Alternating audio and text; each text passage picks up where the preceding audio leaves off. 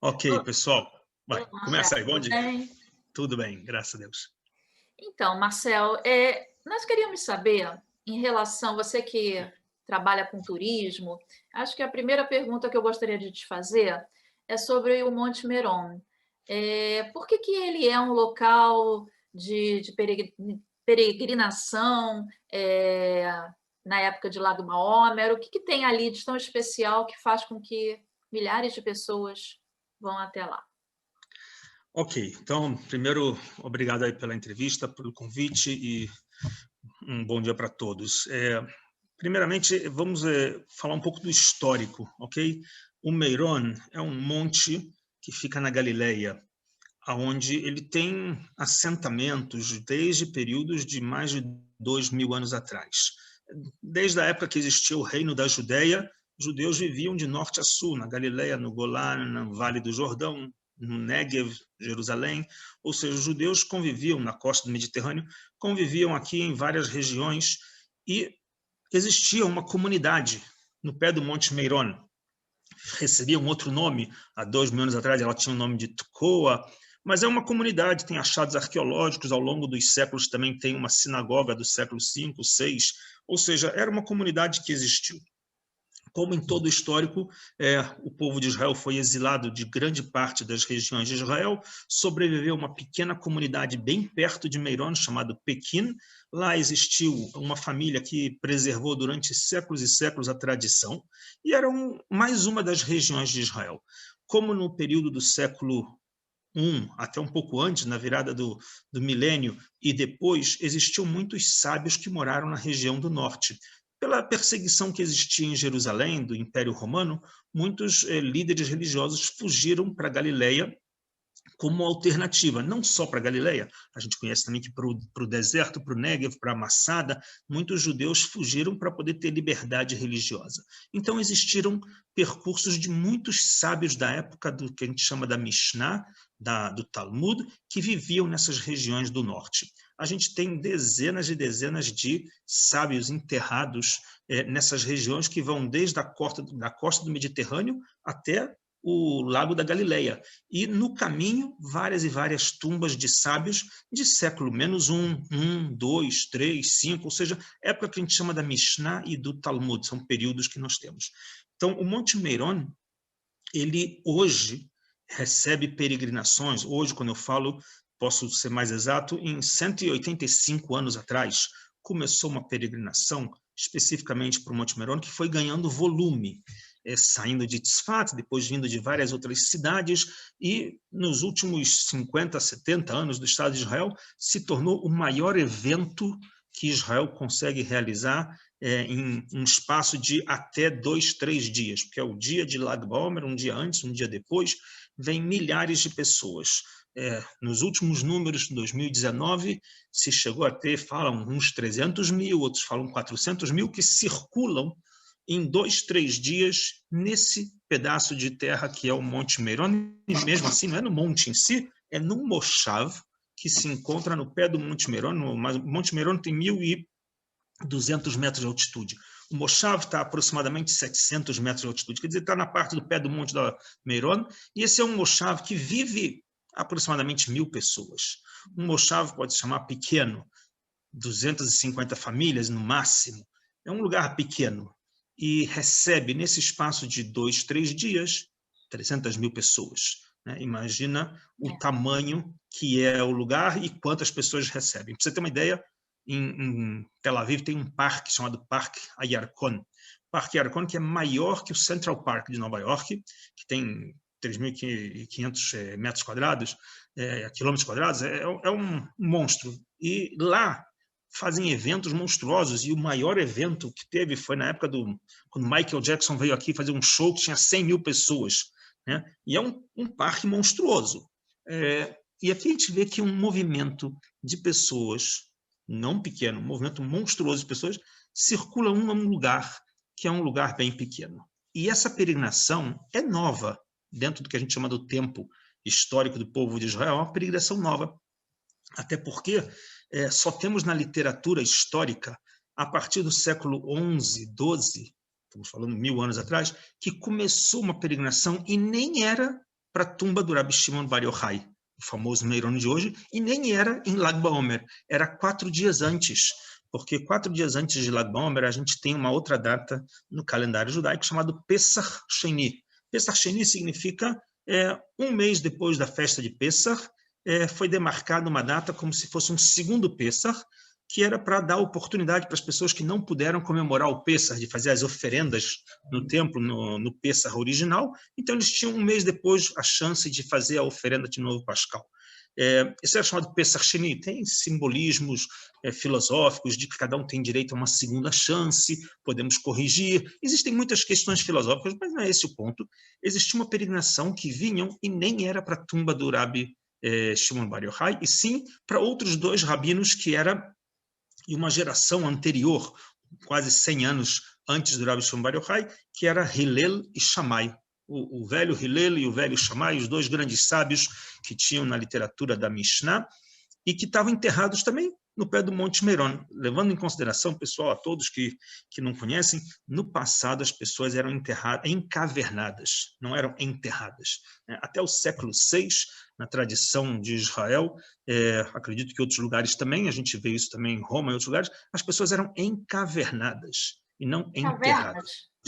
Cavernas, literalmente. A gente conhece da história bíblica de Abraão, que comprou uma caverna para enterrar sua esposa Sara, e ele lá fica enterrado com seu filho e seu neto. A gente conhece da história cristã de Jesus, que dá uma caverna, José da Arimateia dá uma caverna para enterrar o corpo de Jesus. Ou seja, no passado, até o século VI, a literatura mostra que as pessoas eram encavernadas. E cavernas normalmente se encontram nos pés das montanhas, né?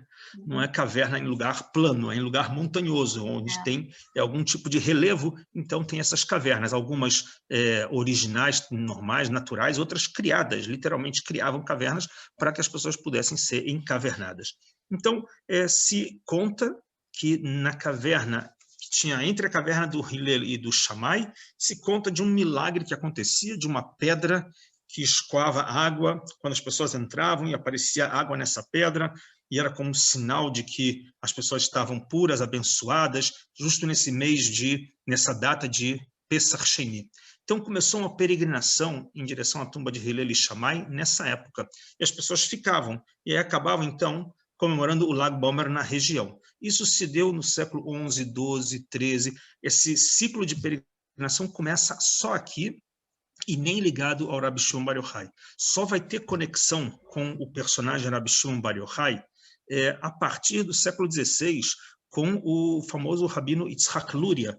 Rabino Yitzhak Luria, que nasceu em Jerusalém, foi morar no Egito, e depois, já numa idade adulta, veio passar seus últimos 2 anos de vida em Tzfat, que era um personagem ligado ao mundo da Kabbalah, e ele começa alguns costumes, primeiro com identificação de muitas tumbas, e também com costumes de cortou o cabelo do filho com 3 anos em Meirón, e assim conta o aluno dele, o Rabino Chaim Vital, e assim se dá uma nova tradição, de que em Lag BaOmer as pessoas iam para a tumba do Rabi Shimon Bar Yochai.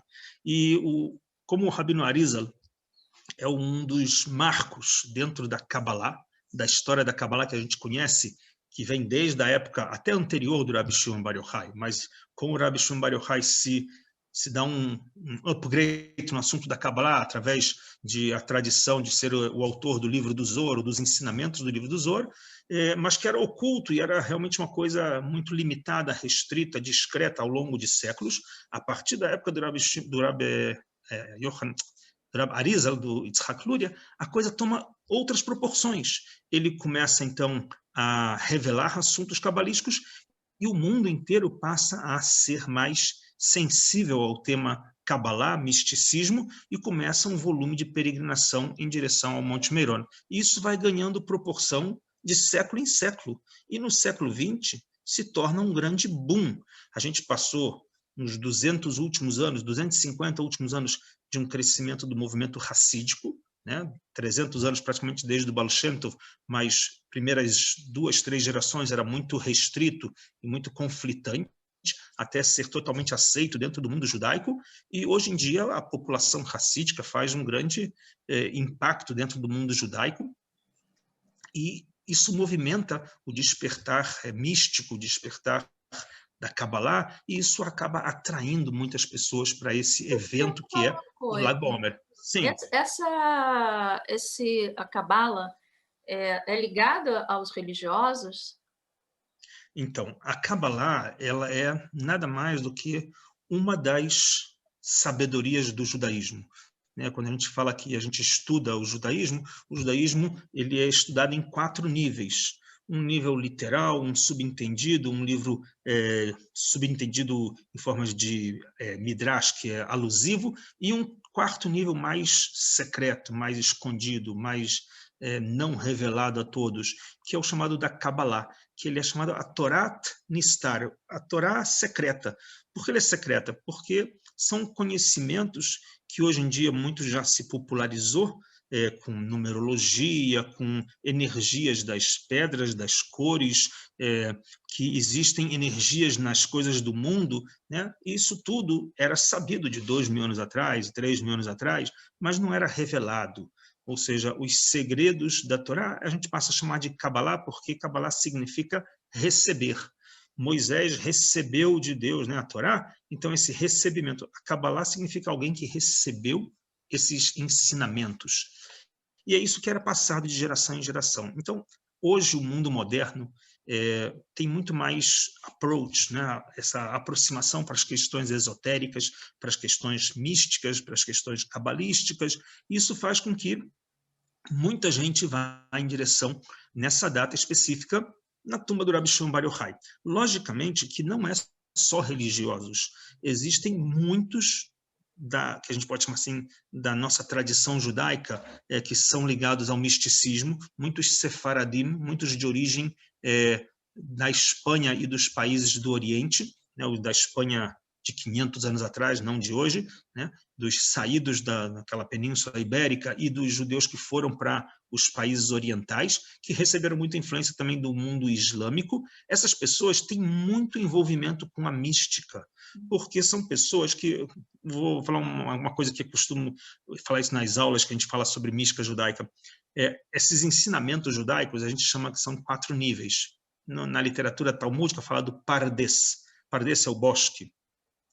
Essas letras pardes, se a gente coloca o samer na frente, a letra samer na frente, fica sefarad, ou seja, Espanha, sefarad é Espanha. Significa que o pardes é a forma de se aprofundar nos estudos, e os orientais, ou os de origem espanhola, deram ênfase ao samer na frente, ao secreto na frente. O sod vem antes do pshat, ou seja, os de origem espanhola, estamos falando de 800 anos atrás, da época da chamada Espanha de Ouro, chamada Tor Azav, a época de ouro dos judeus na Espanha, que produziram muita cultura, Maimônides e outros muitos, esses daí davam muita ênfase para a questão secreta, espiritual, mística. Não é à toa que o mundo sefaradi carrega muito desse folclore de amuletos e muitas coisas de significados assim esotéricos. O mundo racídico é muito parecido com isso, porque ele dá ênfase para as questões esotéricas, para as questões místicas. Então, nesse espaço, recebe uma onda muito grande nesses últimos anos de judeus religiosos e não religiosos, mas esses não religiosos, na grande maioria, voltados para a questão esotérica, mística, que são muitos Ritual, né? sefaradim, são muitos sefaradim, e que fazem suas orações para Deus, porque esse rabino Shimon Bar Yochai foi realmente um marco dentro da história, podemos falar assim, dos ensinamentos místicos. Era um grande rabino, podemos dizer assim, nos termos de hoje, milagreiro, né? Fazia milagres, transformações de coisas da matéria, por exemplo, transformou pedra em ouro, transforma água em azeite. Ou seja, era um milagreiro que tivemos no século I para o século II, usando o poder da Kabbalah. Então, logicamente, que atrai muitas pessoas, e muitas pessoas que tiveram alguma graça dos seus pedidos acabam sendo gratos e vêm lá e querem retribuir. Então, qual é a retribuição que eles fazem? É oferecer comida para as pessoas que vêm lá chorar as suas necessidades, porque as pessoas podem ter carências, seja de doenças, ou de, não consigo engravidar, ou não consigo que meus filhos casem, ou tem alguma doença, Deus nos livre. Então, as pessoas vinham lá pedir para Deus que, pelo mérito, pela luz, que esse rabino possa interceder nos céus, pedindo para que Deus nos dê alguma graça. Então, pessoas que foram agraciadas vêm e retribuem, dando ajudas, comida, fazendo uma série de atos de gratidão. Isso daí, então, se tornou um grande encontro nesse moshav, ao redor da tumba. As pessoas vinham, acampavam, passavam a semana, e nesse dia milhares e milhares de pessoas vinham. Ao longo dos últimos, pelo menos 2 décadas, eu me lembro a primeira vez que eu vim em Israel, estamos falando nos anos 80, já era uma peregrinação grande, já era um grande evento, não com 100 mil pessoas, 200 mil pessoas, eram coisas de 5, 10, 15 mil pessoas, que não deixa de ser um grande impacto. É 10 vezes mais o tamanho do Moshav, né? Então, era um grande impacto. Nos últimos anos, a coisa cresceu tanto. Eu tive lá em 2014 com um grupo, e falo para você assim, de forma com a mão no coração, eu falei no meu íntimo de que eu nunca mais viria nessa noite com grupos ou sozinho. É muito perigoso, é me colocar em risco. Já há 7 anos atrás, sem ter sido nenhum tipo de pesquisador para ver os problemas. Que você sentiu? Imagina, eu sou carioca, né? Fui algumas vezes no Maracanã, já fui também em outros estádios de futebol, já tive numa final no Beira-Rio, né? Que era lá jogo do final de Libertadores. Sabe aquela ação que tem milhares de pessoas amontoadas num espaço pequeno, né? Descendo as arquibancadas ou passando por uma rampa? Igualzinho. Só que um estádio de futebol construído por engenheiros e tendo gerentes e administradores de bombeiros, de eletricistas e 1000 outros profissionais que acompanharam a obra para que pudesse receber milhares de pessoas. Isso, imagina que já deixa as pessoas com o coração, a boca aqui na boca, né? Então, a gente conhece que teve acidentes há 30 anos atrás no estádio, me lembro lá na Inglaterra, com os torcedores do Liverpool, com mais de 100 pessoas que morreram pisoteados, né? A mesma coisa. Ou seja, esse tipo de sensação eu sentia quando eu andava por algumas partes que você vê que não é céu aberto, eram entre passagens e de repente você está, olha, não tem nenhuma pessoa livre na frente, nenhuma pessoa livre atrás. Tá você anda já pela inércia, todo mundo andando, você anda junto. Esse tipo de sensação eu não queria mais ter e nem queria levar clientes meus para esse risco. Então, eu já tinha, 7 anos atrás, tomado a decisão de que não iria mais nesse tipo de evento. Eu posso visitar a tumba 24 horas antes, 24 horas depois, não tem nenhum problema. Nesse dia, então, já há décadas, o Estado de Israel vem alertando, não o Estado em si, mas existe dentro do Knesset, do parlamento, existe um relatório feito chamado Mevaquer Amediná, é como se fosse o ombudsman, assim que se tem em português, não sei se eles usam em inglês esse termo, né? Em hebraico é Mevaquer Amediná, e fazem relatórios sobre todos os orçamentos do Estado, para onde vão, para como é aplicado, o que pode ser corrigido. E já tem décadas, pelo menos 2 orçamentos, que foram 2 cartas feitas por esses ombudsman, falando, olha, as coisas que estão acontecendo lá tá errado, tem coisas que têm que ser corrigidas. Algumas delas chegaram a ser corrigidas e fizeram arquibancadas mais profissionais, mas existem muitas outras partes de construção que são puxadinhos, né? Uma saída de estádio, a gente conhece, quem já foi para um show, ou qualquer estádio de futebol com 50 mil pessoas, você tem que ter várias entradas e saídas de emergência, a mesma coisa. Para um lugar desse que tem dezenas de milhares, ali tinha que ter algumas saídas mais profissionais. E justo esse acidente se deu numa dessas saídas não profissionais. Então, isso é um dos problemas que realmente afetou muito e está afetando a sociedade nesses últimos 3, 4 dias. Porque é de estranhar que Israel é um país tão desenvolvido, né, tão avançado, tão preocupado com segurança, né, permitir que uma situação dessa que poderia ser evitada, né? A gente parece que lê que nos jornais tudo disseram que foi assim, uma tragédia anunciada, né? Lógico. Algumas das coisas que eu ouvi nesses últimos 2 dias é assim, do tipo, todos os anos a gente via milagres ao olho nu. E esse ano a gente não viu o milagre acontecer. porque era algo já sabido de que mais cedo ou mais tarde vai ter alguma tragédia. E coisas que as pessoas falam todos os anos. E nessa mesma noite, 2 horas antes do evento, as pessoas continuavam falando, olha, isso aqui vai dar problema. Se tiver um corre-corre aqui, não tem quem pare. Não tem como segurar o atropelamento que vai acontecer. Ou seja, é algo que todo mundo já sabia. Mas, como você falou assim, mas como que Israel deixa uma coisa dessa acontecer? Na verdade, em Israel tem também seres humanos que usam do ego, que usam dos cotovelos, né? Que a gente chama para ganhar espaço, para ganhar popularidade. Existem pressões de grupos religiosos e não religiosos para que os eventos aconteçam. E as pessoas querem ter o seu espaço. No passado, tinha 5, 3, sei lá, 10 grupos que faziam o acendimento das velas. Hoje tem dezenas de grupos querendo acender velas, e é um volume de pessoas querendo espaço. Essas brigas de poder e jeitinhos faz com que todos os envolvidos hoje tenham que reconhecer, olha, minha culpa. Mas não culpa oficial, porque eu tinha vamos dizer assim, o botão para salvar. Não, ninguém tem botão para salvar uma boiada dessa quando estoura.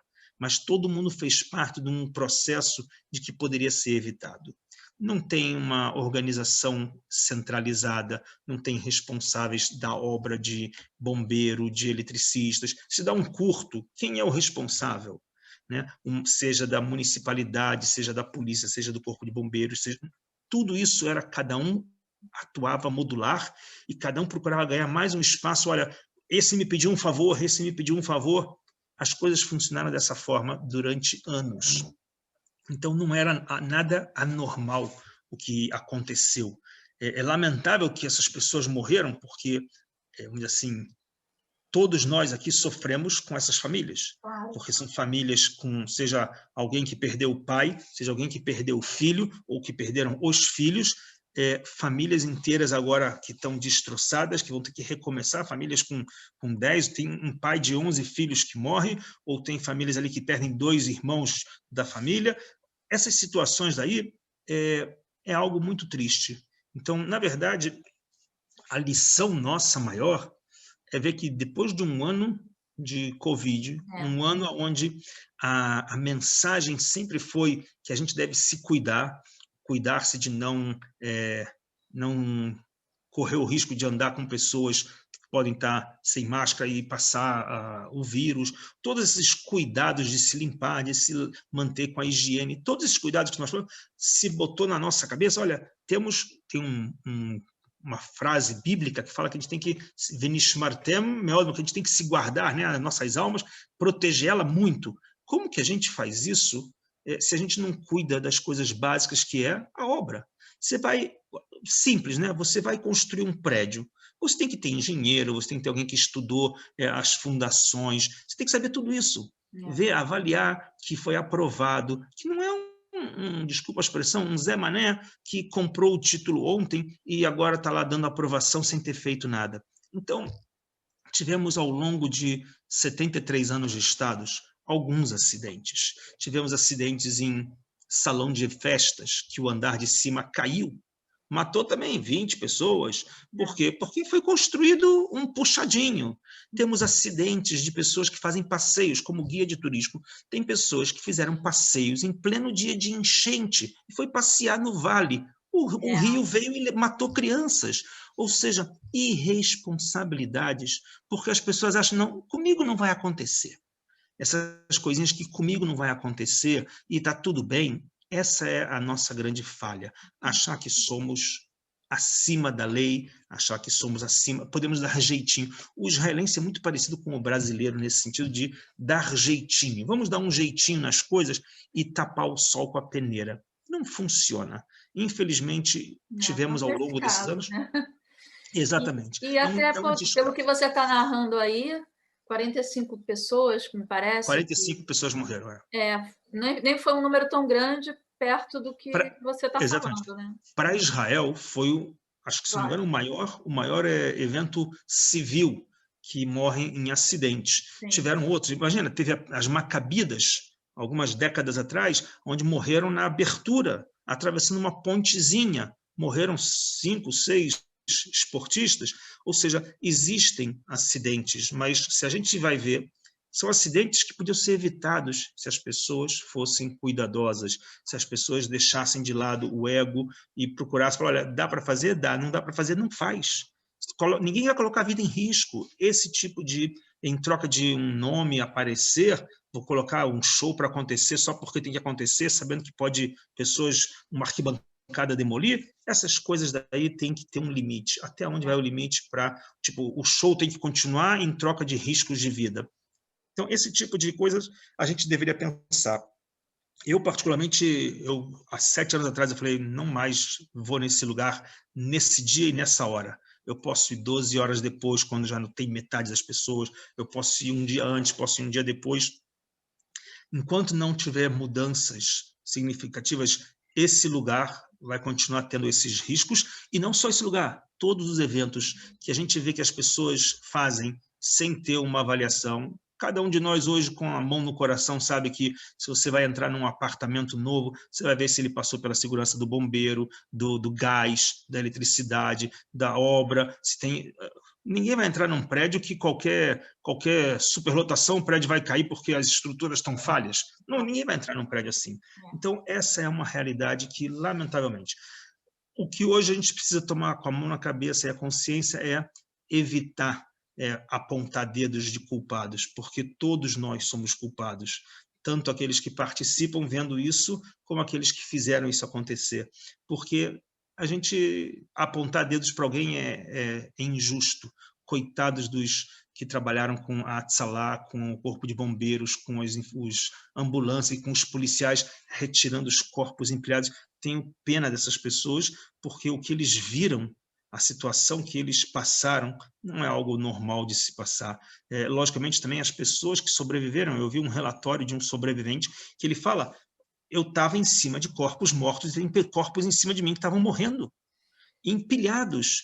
E ele, por talvez ter um porte mais forte, conseguiu, ou de uma posição, conseguiu não ser totalmente massacrado e não foi pisoteado e conseguiu respirar e saiu, mas e outros que não tiveram essa oportunidade? Então, é triste uma realidade dessa, mas como a gente, de um ponto de vista, a gente tem que ter noção, né, de que a vida ela tem que ser santificada. Então, a gente tem que aprender disso e fazer coisas no mundo melhor para preservar a memória desses que morreram, né, e rezar pela cura dos que ainda estão doentes, mas continuar a nossa vida, só que corrigida. Ou seja, não viver no que a gente chama, como é que chama isso quando as pessoas descem a Serra de Teresópolis, né, com a marcha no ponto morto, né? Não é descer na inércia. Não é viver na inércia. Vamos viver, deixa o barco rolar. Não é deixar o barco rolar. A gente tem que seguir vivendo, mas com padrões, colocando as regras, avaliando, fazendo as coisas que têm que ser feitas. Exatamente. Viver direito, ou seja, fazer as coisas que têm que ser feitas. Se tiver que dizer não. Se dizer que dizer sim, dizer sim. Se tem que fazer conserto, faz conserto. Tem que corrigir a eletricidade, corrige. Não vai ligar o ar se está com um fio solto. Ou seja, vai ficar com calor? Melhor ficar com calor ou ficar com incêndio? Ou seja, o que é bom, né? Qual é o peso que a gente tem que colocar? Essas questões têm que ser colocadas em prática. E em relação ao sentimento em Israel, ontem me parece que foi um dia de luto, né, nacional. Então, Israel decretou um dia de luto, se eu não me engano, é o 12º, preciso conferir depois, 12º dia de luto que Israel decretou. O último foi quando faleceu o ex-presidente Shimon Peres, né? Ele foi, ao falecer, a data do enterro dele foi decretada, então, um dia de luto em Israel, naquele dia, não é que é um dia que todos os anos faz luto, mas naquele dia foi decretado um dia de luto. O país para nesse sentido. Também, quando teve os Twin Towers, também lá em Nova York, também Israel, em solidariedade, também decretou um dia de luto no país, e aqui também, dessa forma, também, ontem foi decretado um dia de luto. Muitas oficialmente, as bandeiras vão a meio mastro, cerimônias foram feitas em forma, e até mesmo muitos shows também cancelaram. Pela internet, alguns deram continuidade porque fizeram homenagens durante o show para as pessoas que faleceram e para a cura das pessoas que estavam doentes, ou seja, não passou desapercebido. praticamente todo o dia de ontem e a semana toda, desde que aconteceu. A gente já está entrando numa nova semana e vai continuar pelo menos algumas boas semanas com avaliações em cima de tudo o que aconteceu, porque ninguém quer esperar esfriar a situação para depois empurrar com a barriga. Todos querem aproveitar que a coisa ainda está latente e vamos trazer para a mesa e fazer uma avaliação, fazer um relatório, assim como aconteceu há 30 anos atrás, no episódio lá em Liverpool, que teve o acidente com mais de 100 mortos, fizeram relatórios, tomaram decisões para que não existisse mais esse tipo de riscos nos estádios de futebol. Aqui, provavelmente, vai ter que ser feito, sentar numa mesa e colocar todos os envolvidos, todas as organizações, sejam elas estatais, não estatais, colocar em volta da mesa e discutir, olha, não dá para trazer as pessoas de volta à vida, mas todos os anos vai continuar tendo esse evento. Como a gente vai fazer que os próximos eventos sejam mais seguros e não coloque pessoas em riscos? Se vai ter que diminuir de 300 mil e vai ser só 100 mil, apesar que esse ano também foi limitado a 100 mil, né? Bem menos do que foi há 3 anos atrás, mas ainda assim nas situações, em lugares com certa precariedade, que trouxeram esse tipo de situação. Então, a gente espera que as coisas possam ser corrigidas em breve, para poder, ano que vem, voltar a se alegrar nesse dia, que é um dia realmente festivo, um dia que as pessoas dançam, cantam, buscam se conectar com a parte mística do judaísmo, que é algo que alimenta o espírito das pessoas. Só mais uma pergunta. Esse evento só acontece no Monte Meron, ou tem alguma outra parte de Israel que também é comemorado de forma grandiosa? Em todo o país é feito eventos de Lag BaOmer. Fazem fogueiras em todas as cidades, em todas as comunidades. As pessoas montam suas fogueiras pequenas e grandes, o que também cá entre nós. Lamentavelmente, às vezes também tem acidentes de pessoas que se queimam. Eu, particularmente, já vi casos de pessoas que se queimaram em Lag BaOmer com brincadeiras de pular fogueira, etc, etc. Ou seja, existe atividades de comemoração em todo o país no longo desse dia. Logicamente, também fazem eventos como a tradição mística fala de cortar o cabelo. No dia de Lag BaOmer, a gente suspende os costumes de luto. Então, durante a semana de Pessah, até o período de Pessah, HaShavot, as 7 semanas, as pessoas não cortam o cabelo, não cortam a barba, mas a partir do dia 33 do Omer, eles rompem com esses costumes de luto. Pode se casar, corta-se cabelos, barbas. Então, a criança, pela primeira vez, que vai cortar o cabelo aos 3 anos de idade, muitos optam por essa data. Então, alguns vão durante o dia, depois do evento noturno do acendimento das fogueiras, eles vão durante o dia em Meron e cortam o cabelo. A gente viu normalmente o show de noite, a gente costuma ver sempre o show de noite na televisão, mas durante o dia, até o pôr do sol, centenas de crianças vêm com seus pais para cortar o cabelo pela primeira vez. E quem não vai até lá, corta nas suas cidades, nas suas casas, nos seus bairros, ou seja, é comemorada essa data não só em todo Israel, mas em todo o mundo judaico. Anos anteriores, eu cansei de ver propagandas em todas as sinagogas do mundo, seja do Brasil ou de outros países, que vão comemorar fazendo uma fogueira, e as pessoas vão ter histórias da vida do Rabbi Shimon Bar Yochai. Eu mesmo, nessa noite, eu estava dando um live para um grupo privado sobre a história de Lag BaOmer, e durante a filmagem, recebendo trocas de mensagem, olha, está acontecendo alguma coisa lá que está morrendo pessoas. Ou seja, isso é comum todos os anos, e a gente espera que continue todos os anos as pessoas comemorando essa data e rezando para que não tenhamos outros acidentes, nenhum desse tipo de sofrimento. Com segurança, né? Tudo com segurança. Exatamente, tudo com segurança. E com responsabilidade, é assim que a gente deseja. Exatamente, exatamente. Marcelo, eu queria te agradecer esse esclarecimento, essa aula, né? Você deu uma aula para a gente, e eu tenho certeza que vai ser muito útil para todo mundo, que realmente assim, é um evento que praticamente, pelo menos eu não sei, mas a gente desconhece, né? Sabe alguma coisa, mas não profundamente, e você realmente nos explicou direitinho. Eu vou te falar que esse lugar é um lugar que eu adoro levar para passear. A região da Galileia, onde se encontra a cidade de Tzfat, que é a cidade mística da Kabbalah, que tem as suas belezas com obras de artistas ali fantásticas, e a região ao redor das montanhas e as cidades que tem próximas é muito lindo para passear, e Meirona ali em si é um dos lugares muito bonitos, seja para fazer passeios, trekking, caminhadas na montanha, ou até mesmo as visitas de muitos desses sábios, personagens interessantes da história do povo judeu. É um lugar que eu particularmente gosto de levar sempre o ano inteiro. Então, um evento como esse deixa uma marca triste, mas a gente da tristeza vai levar ensinamentos para continuar levando pessoas para lá para aprender mais histórias do nosso povo e da terra de Israel, e que a gente saiba só alegrias daqui para frente. Com certeza. Muito Tá obrigada. Obrigado, você Shavuot também. Tov, né? Aqui a gente está começando a Shavuot Tov. semana hoje, mas eu sei que vocês começaram ontem, mas uma Vamos boa continuar continuação aí. de boa semana para vocês. Tá bom. Obrigado para vocês. Um beijo a todos. Beijo.